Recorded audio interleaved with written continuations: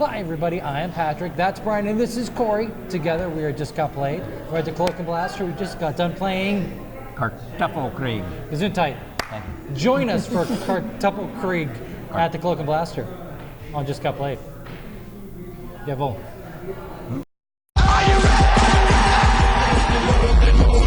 Keep rolling, rolling, rolling, rolling. Keep rolling, rolling, rolling, rolling. Keep rolling, rolling, rolling, rolling. Now I know y'all be loving this game right here. People in the house. Brian, tell us all about Krtoffelkrieg. Sure. Krtoffelkrieg is a 3 to 4 player game, kind of like a skirmish / tactical game. It takes about 45 minutes to play, in which each of the players are assuming the role of commanding a potato mech, or a battle bot type potato character. And basically you are trying to eliminate the other person's, all of their attachments to their thing and gain victory points. Get your hand off Corey's tuber. I'm sorry, am I touching your potato there?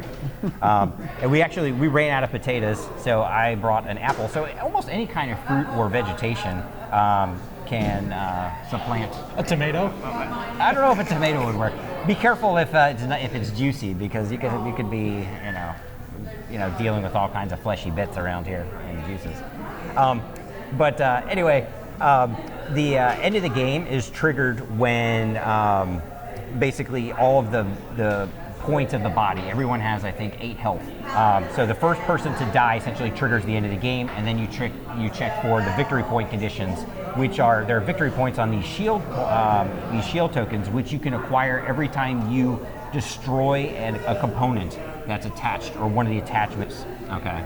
At the beginning of the game, there's a drafting phase that basically takes place, in which 8 cards, which are all of the different types of equipment, and there's all kinds of guns and limbs. You have like arms, which can either scratch and deal like 3 damage, or they can actually, if you roll an arm, can tear a part off and perform spud surgery or potato surgery. I don't know what you would call it.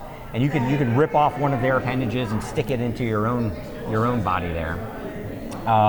You also have different types of legs.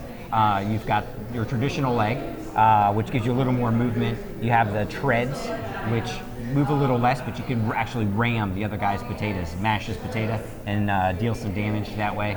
You've got sniper rifles. And this here is obviously not a potato, but you can see it has a sniper rifle on top of that squash there. That was Patrick's character. So he actually survived. So you have all these different things. In the beginning of the game, everyone's drafting out a full complement of armament from the different types of equipment cards. So there's a total of 8 that are going on there. Everyone also starts off with 8 action points, or 8 energy that you can have. And there's like a reactor card, I think, that can give you extra energy during each one of your turns if you happen to draft that for every card that you draft. But during your turn, you essentially get to spend all of your energy. You can activate any number of your items over and over again. You can move, you actually have a ruler, and you can move different lengths depending on what type of limbs that you had, whether it was the treads, the legs, or even you could have a potato roll, so your potato can actually just roll and smash into people as well. So you got to actually calculate the distance. You spend all of your action points, do as much damage as you can, and when you roll and activate one of your parts, you're going to be rolling a die 8, which is going to randomly target one of the appendages of the potato mech that you're attacking, and then you're also going to roll the die 4, which then on the table will do a specific amount of damage, and that table is specific for each type of weapon or limb that you're actually using to make that attack. Then there are some other type of defensive abilities that other characters might have. They might have a shield, which can kind of absorb some damage or things like that. Every time you do damage to the parts, you will slide. There's a little like that victory point shield marker. Is that you will slide that down, and once that reaches 0 or you pull that off, the person who actually damaged that will remove the entire limb, and then they will get to keep that shield. But they don't get to look at the total number of victory points yet. They're just accumulating them blindly towards the end of the game, which will be victory points for them once the game end occurs. With that, Patrick, what would you say is your favorite thing about Krtoffelkrieg? I'm playing with food. I absolutely love the idea that by far for me is the funnest part is look at this vegetable with weapons stuck all over it. I mean, it's really, really cute and fun. It keeps it light, even though it's a tactical game. This is just absolute. Your apple is adorable. Why, thank you. And when you ripped off my crotch plate, it was fantastic. You stuck it right on yourself. It's really, really cool. So Well, you always said I am the apple of your eye. yes, yeah. And you're my squash. Thank you, Corey.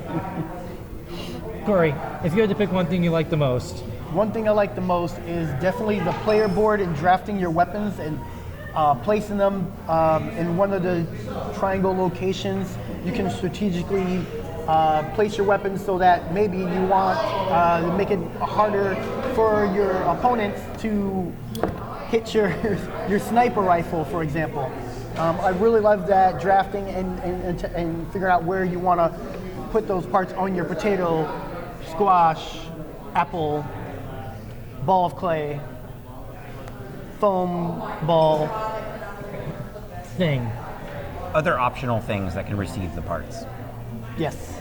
Mr. Potato Head, like you said before. Brian, if you had to pick one thing you like the most, My favorite thing is actually, we have actually a prototype version of the game, but it's actually the pieces, the plastic components. This is a really cool sniper rifle. I can't pronounce it in the German language that they have the card named, but all of the actual miniature parts that you stick into the fruits and vegetables and starches, they look really great, and I can only imagine that they're going to even look a little bit better too once they're, injection molded or however they're going to come once they're mass produced.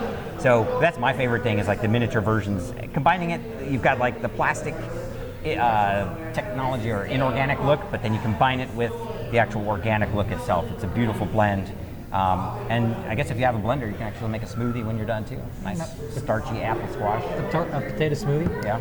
But Patrick, what would you say is the thing that you liked least about Krtoffelkrieg? It is chock full of randomness. So most people that kind of gravitate towards these not games with fruits and vegetables, but most people that gravitate towards games like miniature games where you're measuring stuff out and seeing if stuff's in range and warfare. What are those called? You love those Skirmish games. Skirmish games. Tactical most people that skirmish love tactical skirmish games are going to be upset about a lot of the randomness that's going to take place during the course. So I would say the thing I like the least, and it didn't bother me very much to be honest with you because I kind of like things random, but the thing I like the least is the amount of randomness. And if you had to pick one thing? I would say the thing that I liked least about Krtoffelkrieg is probably during the combat when you roll this 8-sided dice and it randomly determines which part or which appendage you're going to attack. Now you do have an accuracy adjustment or modifier depending on what type of weapon you can make, but I would have liked to have a little bit more target or a little bit more control over which part I'm trying to attack,